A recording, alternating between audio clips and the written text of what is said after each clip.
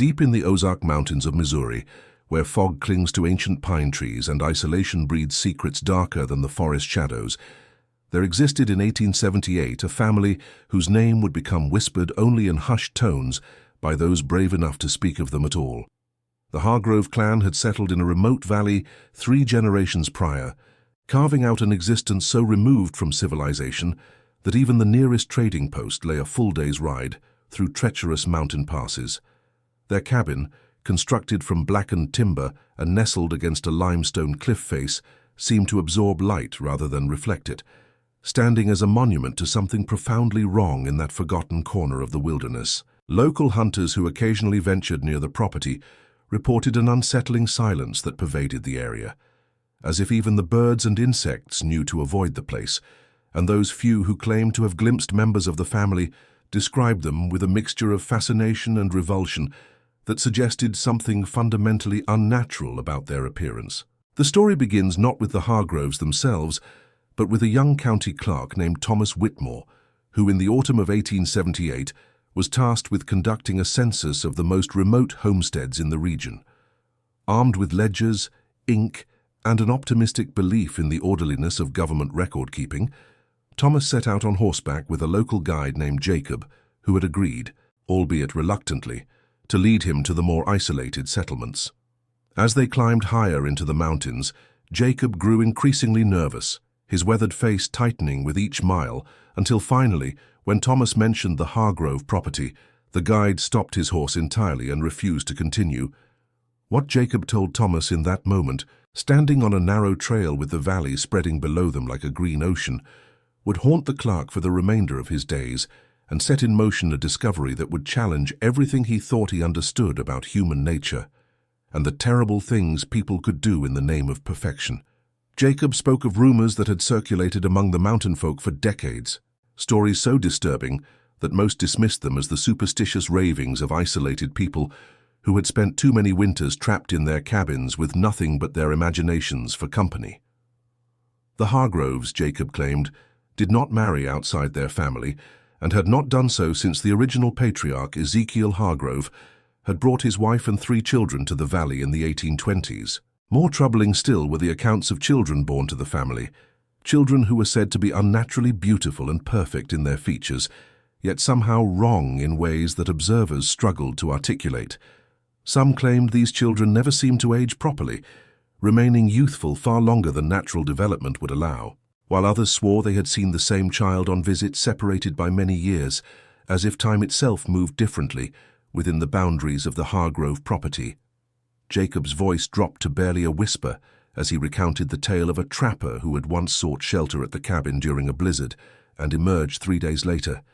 His hair turned white and his mind shattered, capable only of repeating the phrase "they are making them perfect" over and over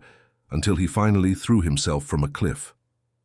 Thomas Whitmore was a man of education and reason, trained in the new scientific thinking that was sweeping through American universities,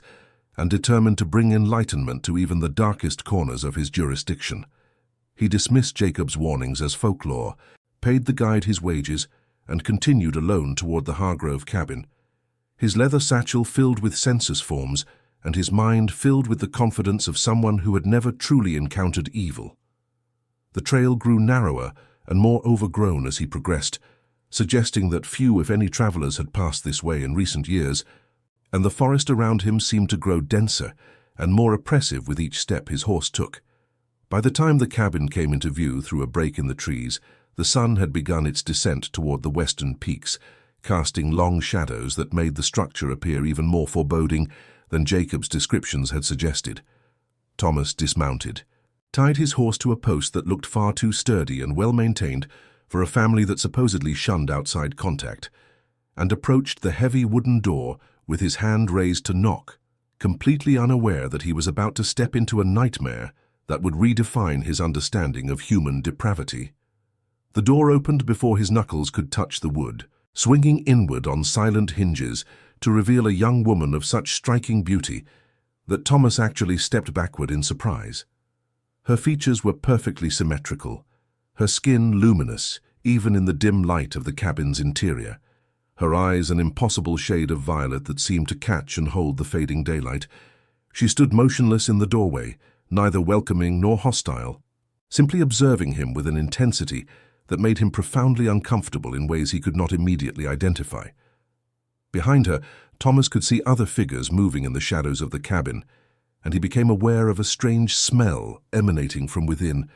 something organic and sweet that reminded him of overripe fruit mixed with something else, something medicinal and sharp that made his eyes water. The young woman finally spoke, her voice melodious yet somehow flat, lacking the natural inflections that characterize normal human speech, and what she said would echo in Thomas Whitmore's mind for the rest of his life. "You have come to count us, but we have been counting ourselves for a very long time, and our numbers are perfect, just as we are perfect, just as Father Ezekiel promised we would become." Thomas Whitmore stood frozen on the threshold, his bureaucratic purpose suddenly feeling absurdly inadequate in the face of this strange encounter. Yet his training compelled him to proceed with the formalities that had brought him to this isolated place. He introduced himself, explained his mission with the census, and requested permission to enter and record the names and ages of all residents of the household, his voice sounding hollow and mechanical, even to his own ears. The young woman stepped aside without a word, gesturing for him to enter with a movement so graceful it seemed almost choreographed, and as Thomas crossed into the cabin's interior, he felt a distinct change in temperature and atmosphere, as if he had passed through an invisible barrier separating the natural world from something altogether different. The main room was larger than the exterior suggested, stretching back into shadows that seemed too deep for the hour and the season, and as his eyes adjusted to the dimness, he began to distinguish the figures he had glimpsed from the doorway. They were all beautiful, every single one of them, with that same unsettling perfection he had observed in the young woman who had greeted him. A man who appeared to be in his 40s sat in a rocking chair near a cold fireplace, his features so finely carved they might have been sculpted from marble, his hands folded in his lap with fingers that were unusually long and delicate. 3 children, or what Thomas assumed were children, though their ages were impossible to determine with certainty,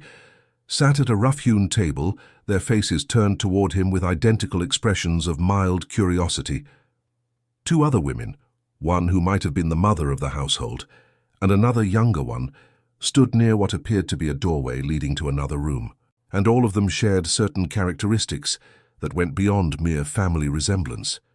Their eyes were all variations of that same violet shade, their hair uniformly dark and lustrous, their skin possessing that same luminous quality that seemed to generate its own light. More disturbing than their beauty, however, was the way they moved and held themselves, with a synchronization that suggested they were somehow connected to one another in ways that transcended normal family bonds. Thomas cleared his throat and began his questions, pulling out his ledger and pencil, with hands that trembled slightly, despite his efforts to maintain professional composure. The man in the rocking chair identified himself as Nathaniel Hargrove, great-grandson of Ezekiel, and proceeded to provide names and approximate ages for each family member present, though the ages he cited seemed inconsistent with the physical appearances of those he described. The young woman who had opened the door was called Seraphina, and was supposedly 23 years old, though she could easily have passed for 16 or 30, depending on the angle of the light. The children were named Elijah, Miriam, and Josephine, ages given as 12, 10, and 8 respectively, though they all appeared to be roughly the same size and development. As Nathaniel spoke, Thomas began to notice other details about the cabin that deepened his unease. The walls were covered with elaborate charts and diagrams that appeared to track genealogical information in a manner far more sophisticated than anything he had seen, even in university libraries, with lines connecting names in patterns that seemed to loop back on themselves in ways that made his head hurt when he tried to follow them. The conversation, if it could be called that, proceeded in a stilted manner, with Nathaniel providing information in response to Thomas's questions, but volunteering nothing beyond the minimum required, and the other family members remaining completely silent throughout the exchange. Thomas learned that the Hargroves sustained themselves through hunting, a small garden plot, and occasional trading of furs and medicinal herbs with distant settlements, though Nathaniel was vague about when such trading occurred, or with whom. When Thomas inquired about education for the children, Nathaniel's expression shifted subtly, a hint of pride breaking through his otherwise impassive demeanor, and he explained that all Hargrove children were educated within the family according to principles established by Ezekiel himself, principles that emphasized the perfection of both body and mind through careful study and application of natural laws. The way he said natural laws carried a weight that suggested meanings far beyond conventional understanding, and Thomas felt compelled to ask what exactly these principles entailed, a question that caused all the family members to turn their violet eyes toward him simultaneously in a movement so coordinated it could not have been coincidental. Nathaniel rose from his rocking chair with fluid grace and approached one of the wall charts, gesturing for Thomas to join him in examining it more closely. What Thomas saw in the flickering light of the oil lamps that Seraphina had begun lighting around the room made his stomach clench with a mixture of confusion and dawning horror. The chart was not simply a family tree, but rather an intricate breeding diagram with notations beside each name, indicating specific physical and mental characteristics that had been observed, measured, and apparently selected for in subsequent generations. Nathaniel's finger traced lines connecting brothers to sisters, fathers to daughters, uncles to nieces, in combinations that violated every law of decency and nature that Thomas had been raised to respect. And yet the man spoke of these unions with the detached enthusiasm of a farmer discussing the improvement of livestock. Ezekiel Hargrove, Nathaniel explained, had been a student of the new sciences emerging in Europe, particularly the theories regarding heredity and the improvement of species through selective breeding, and he had become convinced that humanity's greatest flaw was its tendency toward random mating that diluted superior traits and perpetuated inferior ones across generations. The revelation of Ezekiel's philosophy struck Thomas with the force of a physical blow, and he found himself gripping the edge of the table to steady himself as Nathaniel continued his explanation with increasing animation. Ezekiel had reasoned that if the finest horses and dogs could be perfected through careful selection and controlled breeding, then surely human beings, possessed of reason and will, could apply these same principles to themselves and achieve a state of physical and mental superiority that would represent the next stage of human evolution. The isolation of the Ozark Valley had been deliberately chosen to provide the controlled environment necessary for this grand experiment, free from the contaminating influences of ordinary society and its irrational prejudices against what Ezekiel termed consanguineous optimization. For 3 generations, the Hargroves had followed his protocols with religious devotion, carefully documenting every birth, every trait, every deviation from the ideal, and making breeding decisions based on the accumulated data with the cold precision of scientists pursuing truth regardless of conventional morality. Nathaniel led Thomas to another section of the cabin where leather-bound journals lined shelves constructed from the same dark timber as the walls, volumes that contained detailed records of every coupling, every pregnancy, every child born to the family since Ezekiel's time.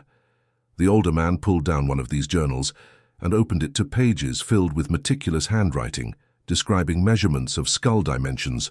observations of eye color inheritance patterns, notes on the mathematical and linguistic abilities of various children, and assessments of physical beauty rated on numerical scales. Thomas felt his professional detachment crumbling as he realized the full scope of what had been occurring in this isolated cabin for more than 50 years, a systematic program of inbreeding designed to concentrate desirable traits while eliminating undesirable ones through a process that Nathaniel described with chilling euphemism as selective continuation. When Thomas, his voice barely above a whisper, asked what happened to children who did not meet the standards, who were not selected for continuation, Nathaniel's perfect face remained expressionless as he stated simply that the weak and the flawed had no place in the perfected line, and that mercy sometimes required difficult choices. The implications of this statement hung in the air between them like a poisonous fog, and Thomas felt his legs weakening beneath him as the full horror of the Hargrove experiment became clear. These beautiful people with their violet eyes and luminous skin were the products of generations of incestuous breeding. their perfection purchased at a price that included not only the violation of natural law, but also, if Nathaniel's words meant what Thomas feared they meant, the murder of those children deemed insufficiently perfect to warrant survival. He thought of the 3 children sitting silently at the table, their identical expressions and synchronized movements, and wondered how many siblings they might have had who had not passed whatever terrible tests the family employed to determine worthiness. Thomas's hands shook as he closed the journal, his mind reeling with the need to escape this place and report what he had discovered to authorities who might have the power to intervene. Yet he was acutely aware that he was alone in a remote location, with people who had demonstrated their willingness to kill in service of their twisted ideology. Nathaniel seemed to sense Thomas's growing distress and his desire to flee, and the older man's demeanor shifted subtly from proud educator to something more predatory and alert. He suggested that Thomas stay for supper and spend the night, as the mountain trails were dangerous after dark, and it would be far safer to begin the journey back to civilization in the morning light. The offer was phrased politely, but Thomas detected an undertone of threat in the words, a suggestion that refusing might have consequences he would not enjoy. The other family members had begun moving around the cabin in preparation for the evening meal, their movements still possessing that eerie coordination, and Thomas noticed that Serafina had positioned herself near the door, effectively blocking the most direct route of escape. He forced himself to accept the invitation with as much grace as he could muster,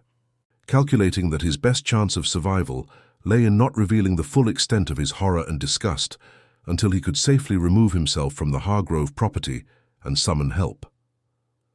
The meal that followed was one of the most surreal experiences of Thomas Whitmore's life, a nightmare masquerading as domesticity in which perfectly beautiful people consumed venison stew and cornbread while discussing the finer points of genetic inheritance as casually as other families might discuss weather or crops. The children spoke for the first time, their voices as melodious and unsettling as Serafina's had been, asking Thomas questions about the outside world with a curiosity that seemed more clinical than genuine,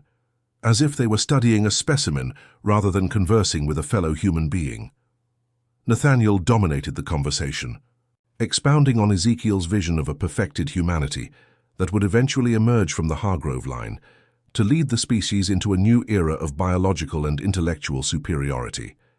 He spoke of the sacrifices that had been necessary, the difficult decisions that each generation had been forced to make, and the ultimate vindication that would come when the world finally recognized the genius of Ezekiel's methods and the superiority of his descendants. As Thomas listened, forcing himself to nod and murmur appropriate responses, he became increasingly convinced that he was dining with people who had crossed a threshold beyond madness into something far more dangerous, absolute certainty in the righteousness of their abominations. As darkness fell completely over the Ozark Valley and oil lamps cast dancing shadows across the cabin's interior, Thomas Whitmore found himself being led to a small room that would serve as his sleeping quarters for the night. The space was sparse but clean, containing a narrow bed, a washstand, and a single window that looked out onto the black forest beyond. Nathaniel bid him good night with a smile that never reached his violet eyes,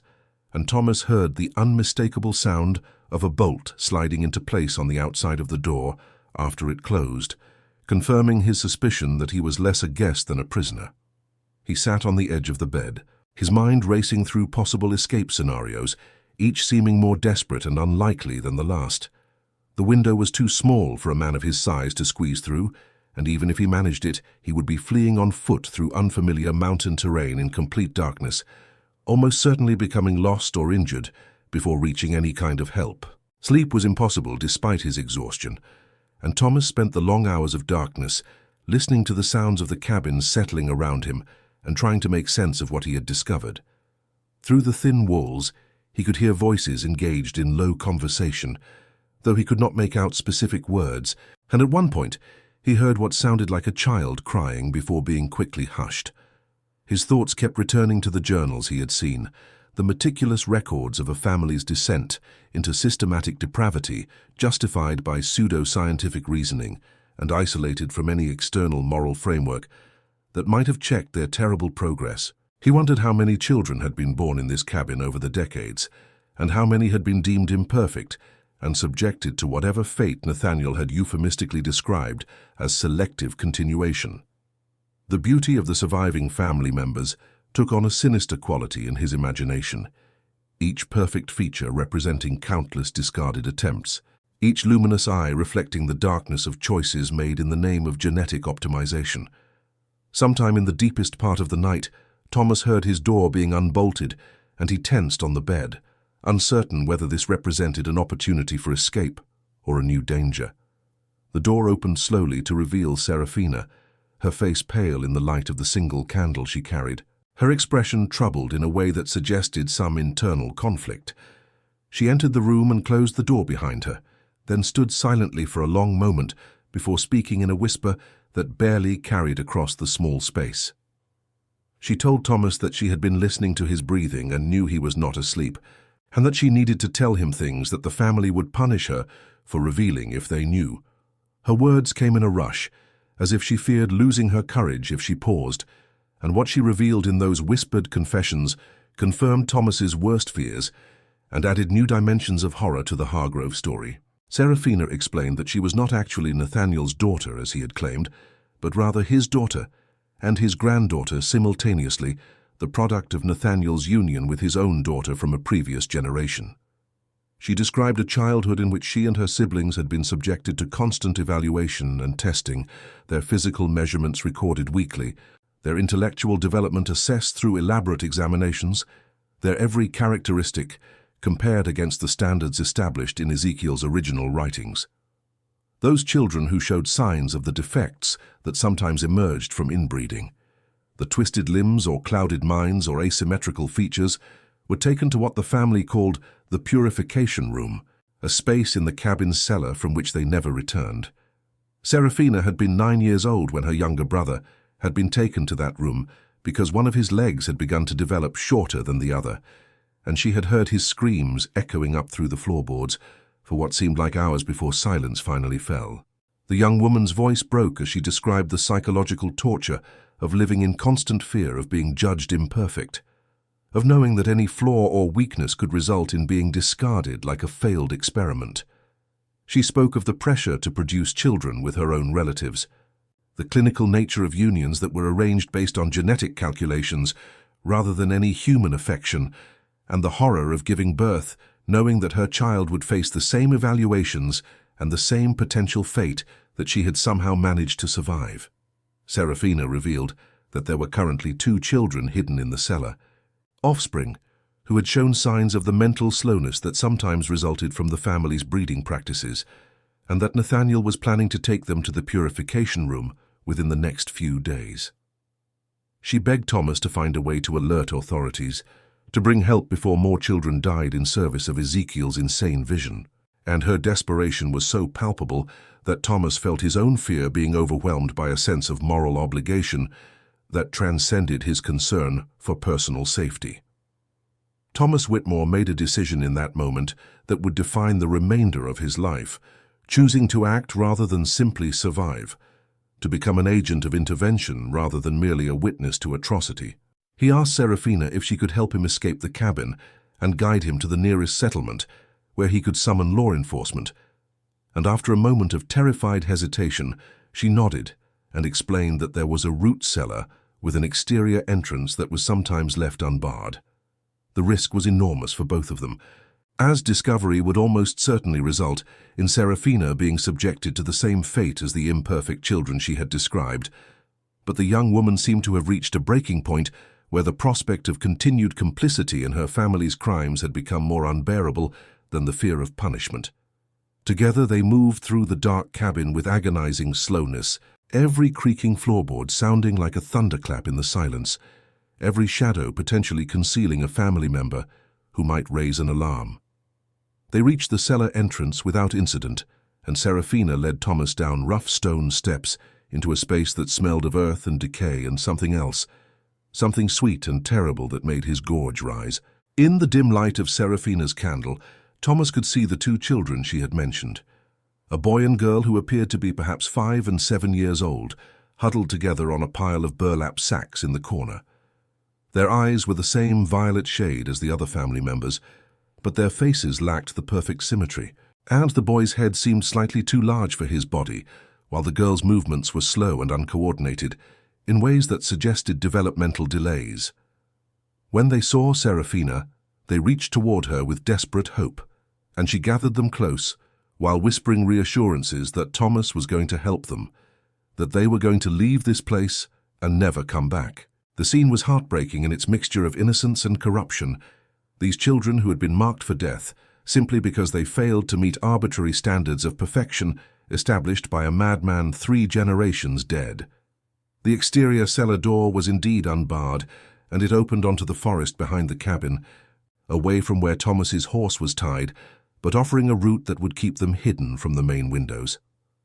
Thomas lifted the smaller child, while Serafina carried the other, and they began moving through the darkness with only starlight to guide them, every step taking them farther from the cabin, but also deeper into wilderness that could be equally deadly to those unfamiliar with its dangers. They had covered perhaps half a mile when Thomas heard shouts erupting from the direction of the cabin, indicating that their escape had been discovered, and the sound of those voices calling through the night forest, with rage and determination, sent ice through his veins. Serafina urged him to move faster, explaining that the family knew these woods intimately and would be able to track them even in darkness, and that their only hope lay in reaching a creek bed she knew of where the water would hide their trail, and allow them to put more distance between themselves and their pursuers. The flight through the forest became a nightmare of stumbling over roots, pushing through undergrowth that tore at their clothes and skin, and trying to keep the frightened children quiet, despite their exhaustion and terror. Thomas could hear the pursuit behind them, voices calling to one another as the Hargroves coordinated their search with the efficiency of practiced hunters, and several times he caught glimpses of lantern light bobbing through the trees at distances that seemed far too close for comfort. Serafina led them with desperate determination, her knowledge of the terrain proving invaluable, as she guided them along paths that were invisible to Thomas's eyes. And after what felt like hours, but was probably less than one, they reached the creek she had mentioned, and began wading downstream with water that was shockingly cold even through their boots. The children were crying softly now, their small bodies shaking with cold and fear, and Thomas found himself whispering prayers he had not spoken since childhood, pleading with whatever divine power might be listening to see them safely through this night. Dawn was beginning to lighten the eastern sky when they finally emerged from the forest onto a rough wagon road that Serafina recognized as leading to a settlement called Coopersville, still several miles distant, but representing the first real hope of reaching safety and summoning help. Thomas's legs were trembling with exhaustion, his lungs burning from the exertion of carrying a child through miles of difficult terrain, but the sight of that road and the promise it represented gave him strength to continue. Serafina was in even worse condition, her face pale and drawn, her breathing labored, but her eyes held a fierce determination that suggested she would die before allowing herself or the children to be dragged back to the Hargrove cabin.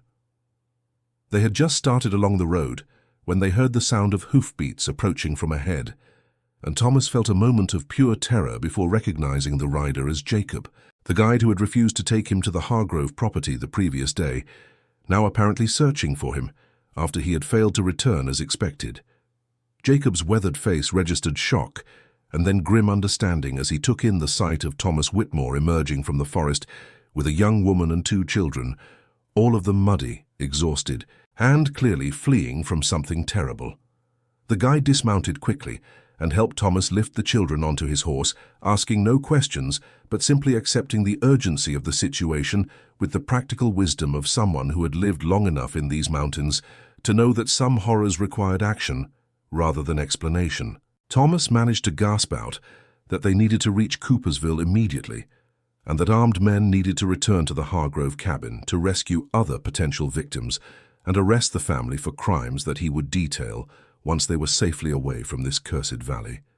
Jacob nodded and began leading his horse at the fastest pace the exhausted refugees could manage, glancing frequently over his shoulder at the forest behind them as if expecting pursuit to emerge at any moment from between the trees.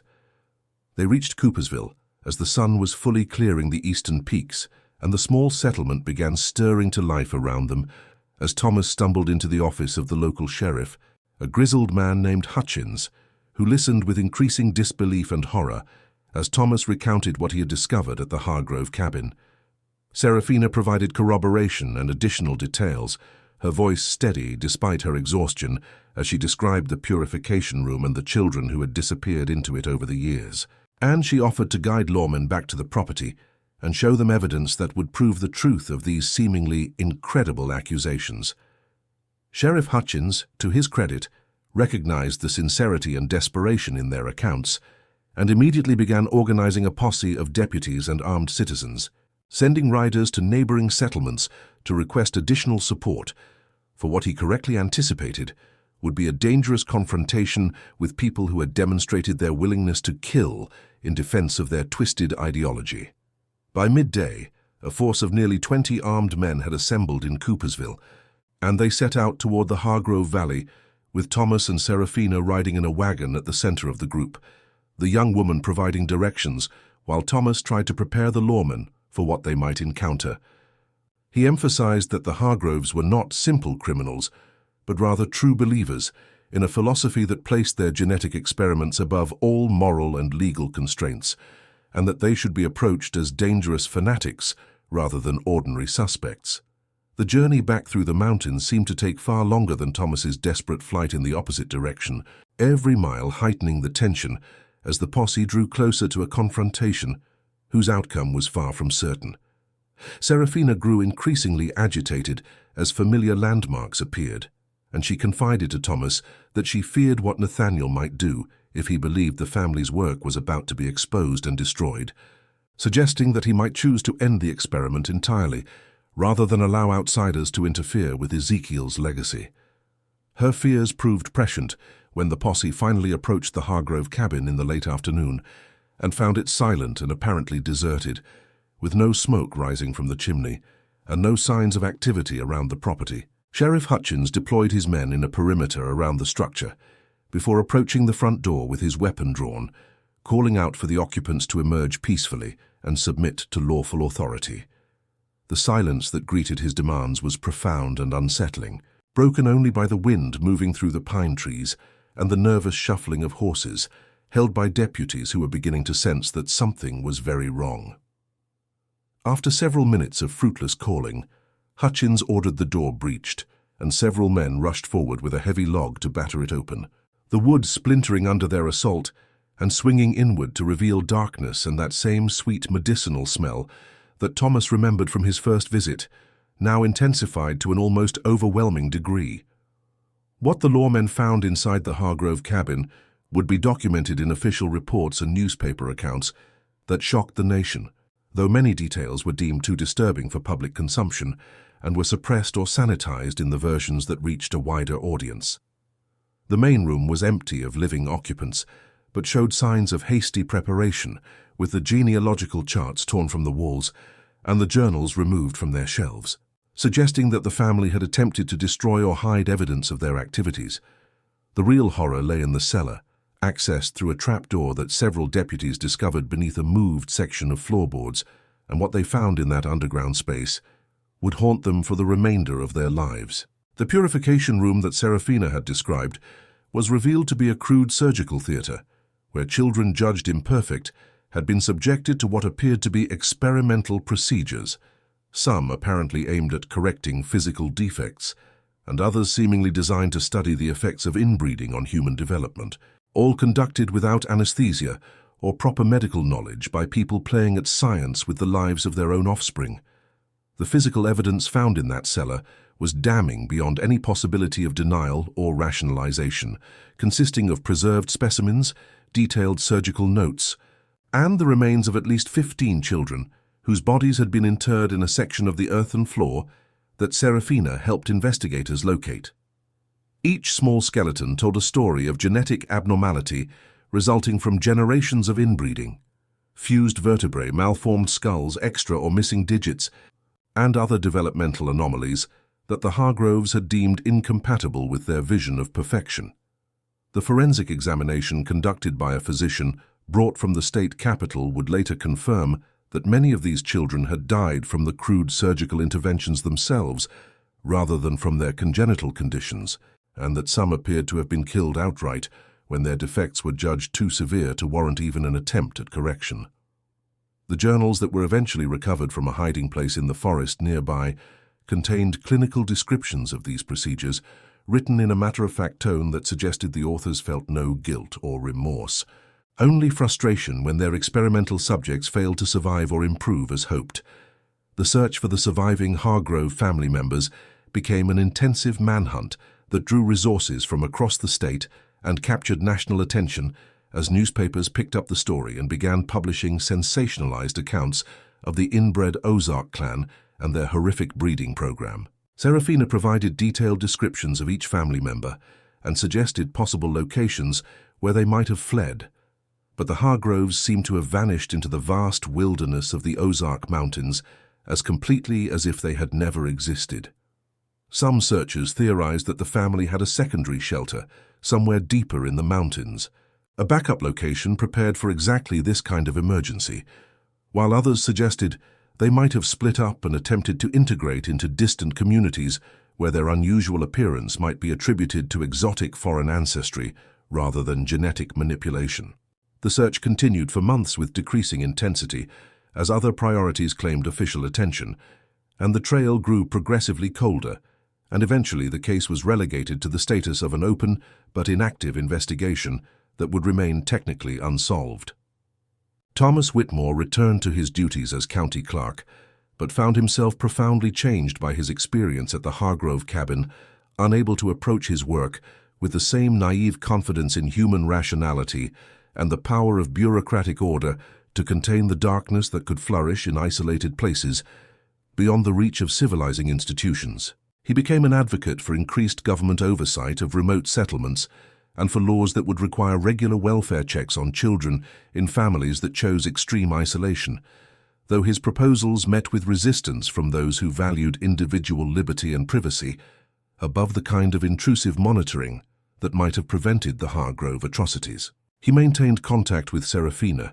who had been placed with a charitable organization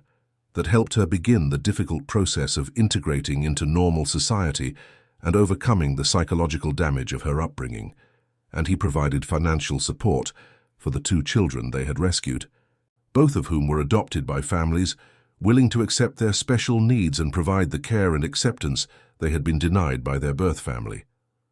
The Hargrove cabin itself became a source of morbid fascination for those interested in the darker aspects of human nature,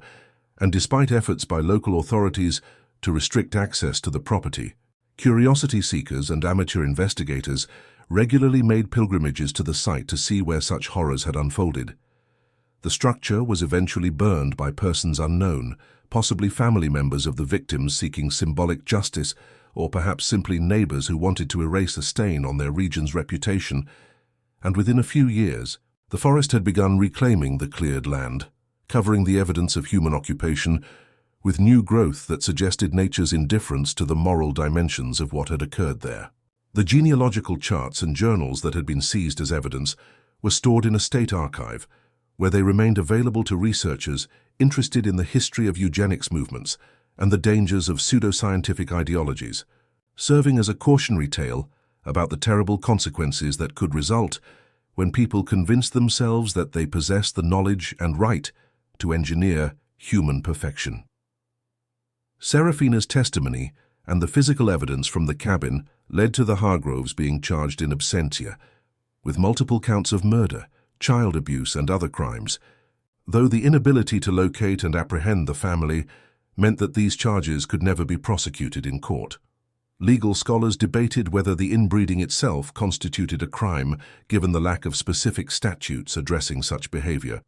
and the case contributed to broader discussions about the limits of family autonomy and the state's responsibility to protect children from parental actions that might not violate existing laws, but clearly violated fundamental standards of human decency. Some commentators used the Hargrove case to argue against the eugenics movements that were gaining popularity in academic and political circles during this period, pointing out that the same logic of genetic improvement through selective breeding could lead to atrocities when taken to its logical extreme and implemented without ethical constraints or external oversight. The two children rescued from the Hargrove cellar, whom the authorities named Samuel and Grace to protect their identities and give them a fresh start, faced significant challenges in their new lives, but ultimately demonstrated remarkable resilience in overcoming their traumatic beginnings. Samuel's physical abnormalities proved less severe than initially feared, and with proper medical care and physical therapy, he developed into a functional young man who was able to attend school and eventually learn a trade. Grace's cognitive delays were more persistent, but she found acceptance and purpose in a community that valued her gentle nature and willingness to help others.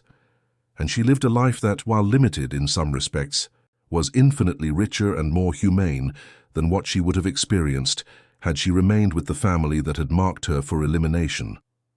Both children retained fragmented memories of their time in the Hargrove cabin, though therapists who worked with them noted that they seemed to have suppressed the most traumatic details as a protective psychological mechanism. Serafina's journey toward healing and normalcy proved more difficult, as she carried not only the trauma of victimhood, but also the guilt of complicity, having participated in the family's practices before finally finding the courage to rebel and seek help. She struggled with nightmares and periods of deep depression, and she found it difficult to form trusting relationships with others, always fearing that they would judge her for her origins and her past actions. With time and therapeutic support, however, she gradually built a new identity separate from her Hargrove heritage, eventually marrying a kind man who knew her history and accepted her despite it, and giving birth to healthy children whom she raised with a fierce determination to provide them with the love, acceptance, and normalcy that had been denied to her. She never spoke publicly about her experiences, refusing all requests from journalists and researchers who wanted to document her story, preferring to let the official records speak for themselves while she focused on building a future untainted by the past. The question of what became of Nathaniel Hargrove and the other family members who escaped the cabin before the posse arrived remained a source of speculation and occasional reported sightings for decades after the initial discovery of their crimes. Some claim to have encountered unusually beautiful people with violet eyes in remote areas of the Ozarks or in distant states, always in isolated circumstances that prevented verification or follow-up investigation. A particularly persistent rumor suggested that the family had continued their breeding program in a new location, learning from their mistakes and implementing better security measures to prevent another exposure, though no concrete evidence ever emerged to support this disturbing possibility. Law enforcement officials who had worked the original case remained convinced that the family had likely perished in the wilderness during their flight, succumbing to exposure, starvation, or the various dangers that claimed the lives of even experienced outdoorsmen in that unforgiving terrain, and that the reported sightings were either cases of mistaken identity or deliberate hoaxes by those seeking attention. Thomas Whitmore lived another 40 years after his encounter with the Hargroves, serving his community with distinction and becoming known as a passionate advocate for child welfare and government accountability. He never forgot the night he spent in that cabin, or the desperate flight through the forest with Serafina and the children, and he kept a photograph of Samuel and Grace on his desk as a reminder of why his work mattered and what could be accomplished when individuals chose to act against evil rather than simply documenting it. In his later years, he wrote a detailed memoir of his experiences that was published posthumously, providing future generations with a first-hand account of the Hargrove case that went beyond the sanitized newspaper reports and official documents. His writing emphasized not just the horror of what the family had done, but also the complex factors that had enabled their crimes, the isolation that freed them from social oversight, the pseudoscientific ideologies that provided intellectual justification for their actions, and the human capacity for self-deception that allowed them to view their atrocities as noble experiments rather than moral abominations. The Hargrove case entered the historical record as one of the most disturbing examples of eugenic ideology taken to its extreme conclusion, studied by historians, psychologists, and ethicists as a cautionary tale about the dangers of reducing human beings to genetic data and treating reproduction as an engineering problem to be optimized rather than a profound human experience embedded in networks of love, responsibility, and moral obligation. The case was cited in debates about forced sterilization laws, immigration restrictions based on genetic theories, and other eugenic policies that gained popularity in the early 20th century, with opponents pointing to the Hargroves as evidence of where such thinking inevitably led when freed from ethical constraints. The family's genealogical charts and breeding records, preserved in archives, became primary source material for researchers studying the history of pseudoscience and the ways that scientific language and methodology could be appropriated to legitimize practices that violated fundamental human rights and dignity. Modern genetic science has provided additional context for understanding what the Hargroves were attempting and why their methods were doomed to fail even by their own standards of success. Inbreeding, while capable of concentrating desired traits in a population, also inevitably concentrates harmful recessive genes that can remain hidden for generations before expressing themselves in devastating combinations. The beautiful, perfect children that the Hargroves managed to produce represented only the visible successes of their program, while the cellar full of failed experiments testified to the far more common outcome of their genetic gamble. Contemporary geneticists who have studied the case note that even if the family had continued their breeding program for many more generations, they would have eventually hit a genetic bottleneck where the accumulated load of harmful mutations would have made viable reproduction increasingly difficult, and the incidence of severe abnormalities increasingly common, ultimately leading to the extinction of the line they were trying to perfect.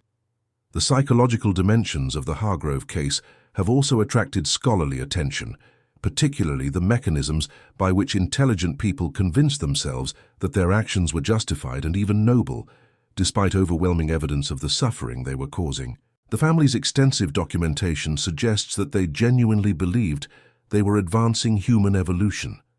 and that the sacrifices required were acceptable costs in pursuit of a greater good, a pattern of rationalization that appears repeatedly in the history of atrocities committed by those who view themselves as visionaries rather than criminals. The isolation of the family reinforced this self-perception by eliminating external perspectives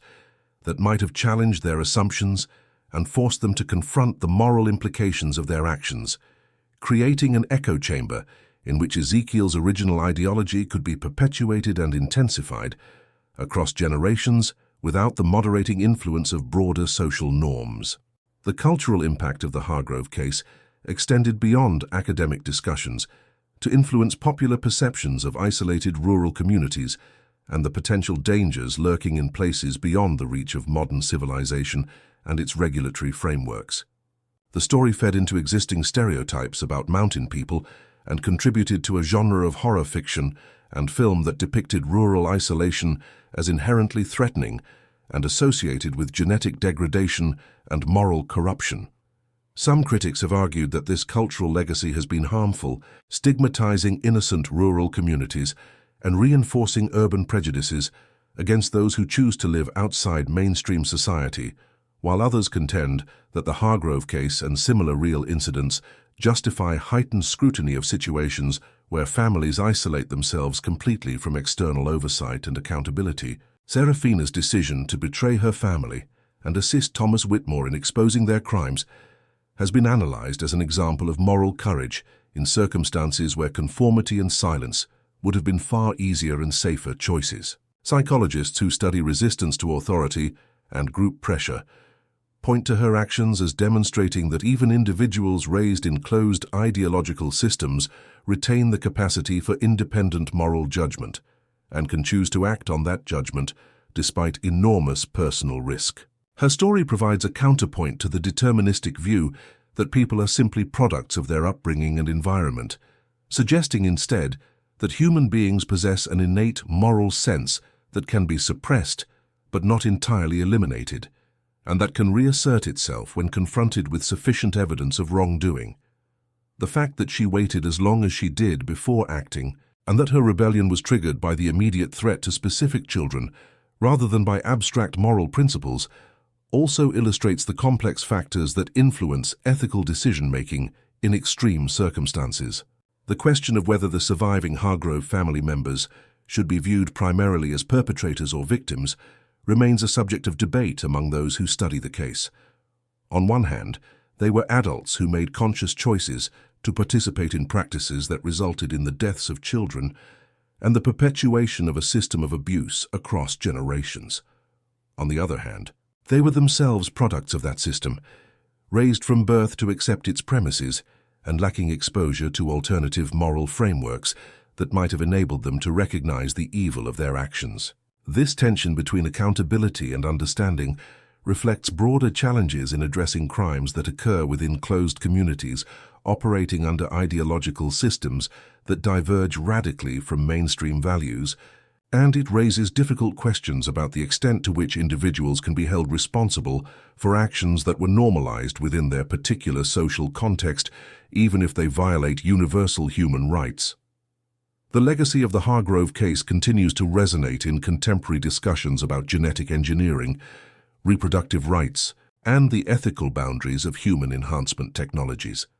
As modern science develops increasingly sophisticated tools for selecting and modifying human genetic traits, the story of the Ozark clan serves as a reminder of the dangers inherent in viewing human reproduction primarily through the lens of optimization and improvement,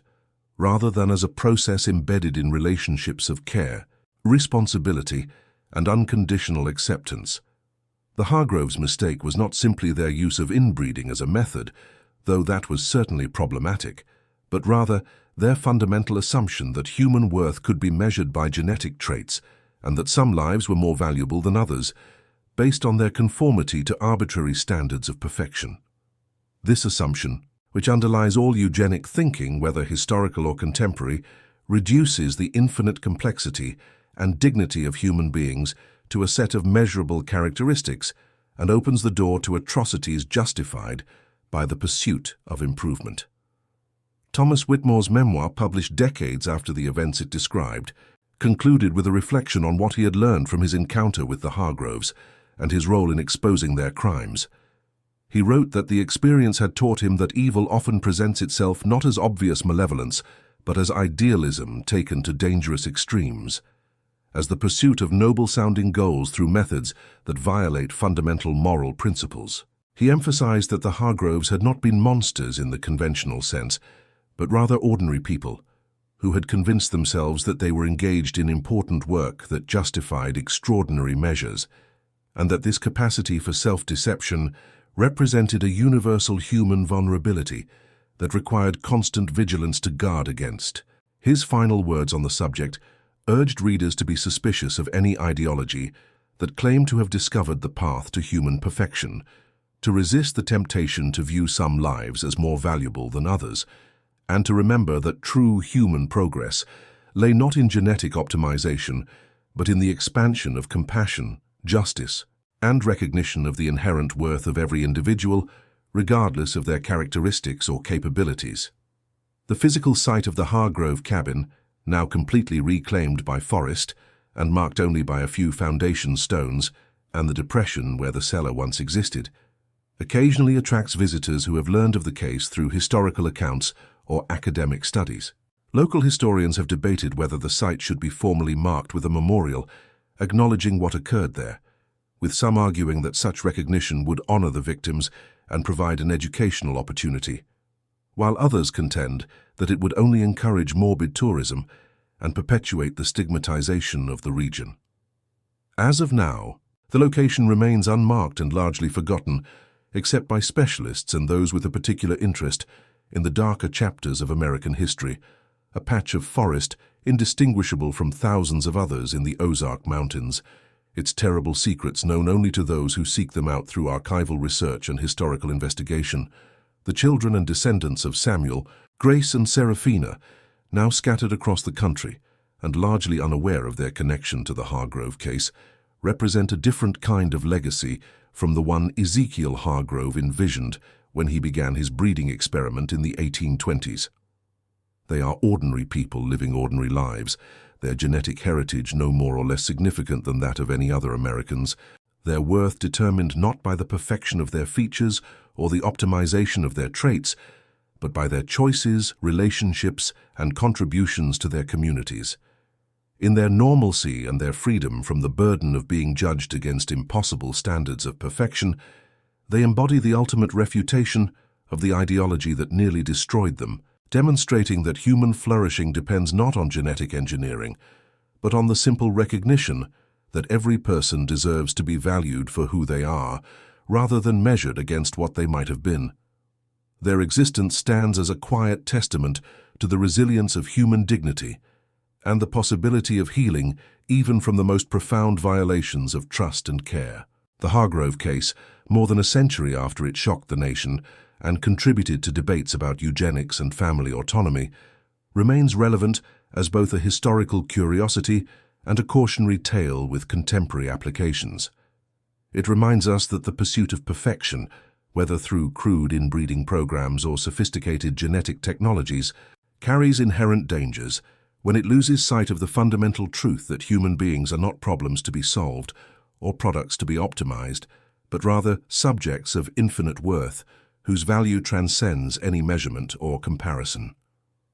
The violet-eyed children of the Ozark breeding cabin, both those who survived and those who perished in the pursuit of an impossible ideal, call us to remember that our humanity lies not in our perfection, but in our imperfection,